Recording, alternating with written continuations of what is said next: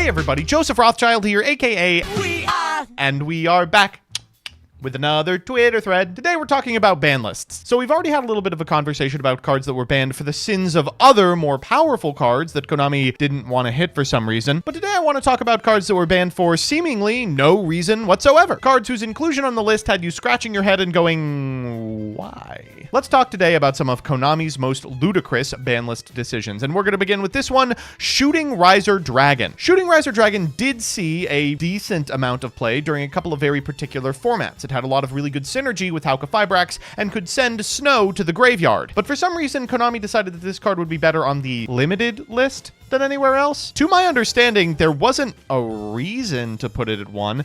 Someone kept showing off some sort of FTK that went through 2 Shooting Riser Dragon, but that spot could have been filled with anything. Really strange and was reverted almost instantaneously. Let's see what else we've got. But first, this video is sponsored by Factor. Do you frequently find yourself with no time to cook? Not referring to your deck lists here, I know the answer to that one. Perhaps you simply stare into your fridge, stun-locked by meal indecision. Well, Factor is a great solution to that, and more. Factor is a pre-prepared meal delivery service that makes eating well come naturally, no matter who you are. That's because their meals arrive ready-made and only take 2 minutes or less for a chef-prepared quality meal with no prep or mess. That's a lot faster than ordering in. You might be worried about meal preferences, but worry not. Factor lets you choose from a weekly menu of 35 options, including popular ones like Calorie Smart, Keto, Protein Plus, or Vegan and Veggie. There's even more than 60 add-ons every week like breakfast, on-the-go lunch, snacks, and beverages to help you stay fueled and feel good all day long. There's something for everyone. Factor meal plans are also flexible. Maybe you're not going to be in for a week, you've got a YCS, or you're hungry. Change your order up every week with plans from 4 to 18 meals, or pause and reschedule anytime. And for those looking for a little more, Factor also has gourmet meal options, including premium ingredients like filet mignon, shrimp, broccolini, asparagus, and truffle butter. Truffle butter. I don't know if I've ever had truffle butter. I spend a lot of time cooking these days for my wife and I, and it does eat into our time together. But with Factor, we can have ready-made delicious meals in no time, saving us money and removing the stress of cooking. This lets us relax and not worry about what's going bad in the fridge this second. Get 50% off your first Factor box and 20% off your next month's orders by using my link. Click the link in the description or scan the QR code with your phone. Now back to the video. Meow leads with that one ban list in January 2015 where they brought Snatch Steal back to 1. It ruined the next format and became an I win button only to be rebanned in the exact next list. It wasn't even planned for a reprint. Why did they do it?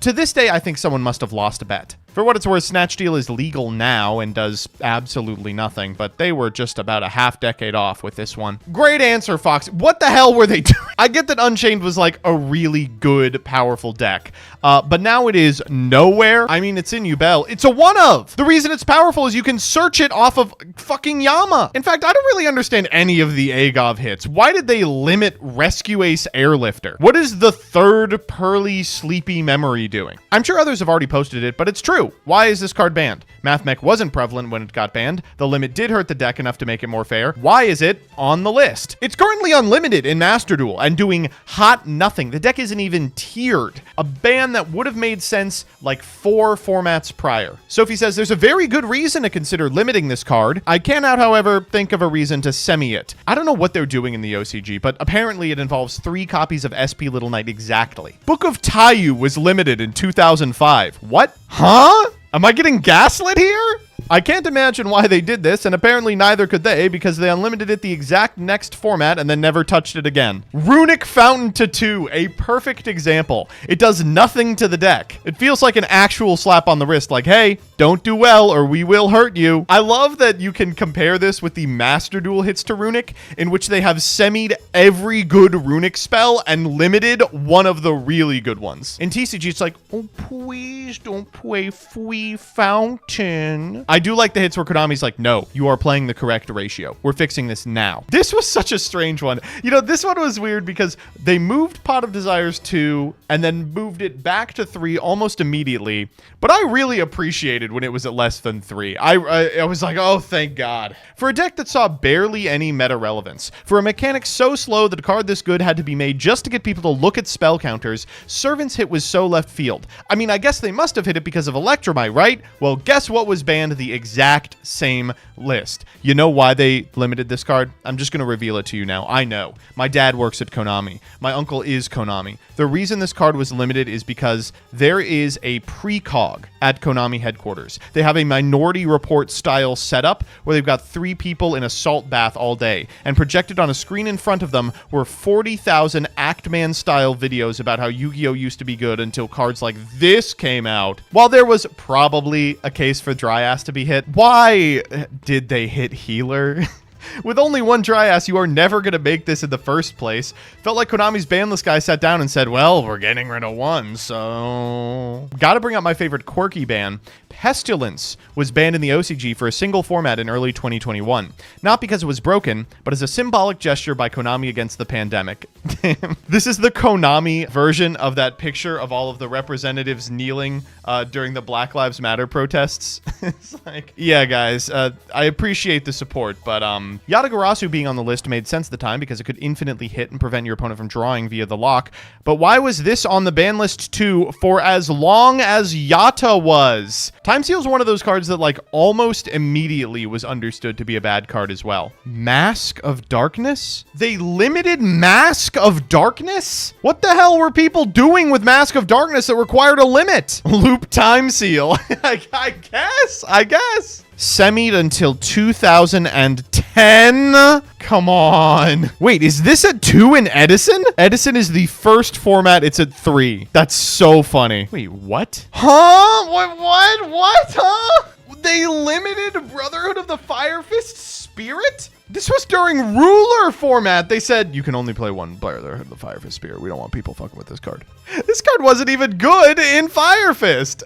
Remember this card earlier today playing with some friends, and it was limited for 6 years. What was ever the FTK with this? I think it was like, if you activate Lone Fire, it's on. And like, the concept is you can do Lauren loop this card over and over again, which is just nothing. It's just like such a nothing payoff. Wait, it was limited? Protector of the Sanctuary was limited? This card was part of a 3-card combo that saw 0 actual competitive play and was limited for 3 years. What, were people playing this with a disturbance strategy in 2004?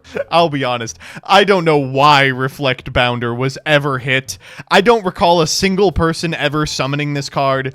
I don't think I've ever seen it in any sort of competitive play, but just so you know, this card is limited for like ever. It's literally limited in Edison, right? Pre-5D's ban list logic had its moments of weirdness, but nothing beats Breaker the Magical Warrior. In the span of 2 years, from Gadget Trooper format into Glad Beast Dad Return, Breaker was banned, then unbanned, then banned, then unbanned, and then banned again.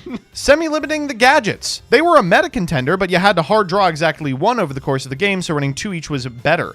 The semi-limit, another semi-limit where they're like, play the right amount! When gazing back upon Yu-Gi-Oh's history, it can be funny to look at some of the terrible justifications for hits that they've done in the past. Now, thankfully, I am sure they will never ban a card for a stupid reason ever again. Okay, we just can't talk about Master Duel. It's important to have a sort of conversation about the weird TCG hits that get reversed, but the monthly lists for Master Duel that just like move things back from 2 to 3 to 2 to 3 all the time, we just can't talk about.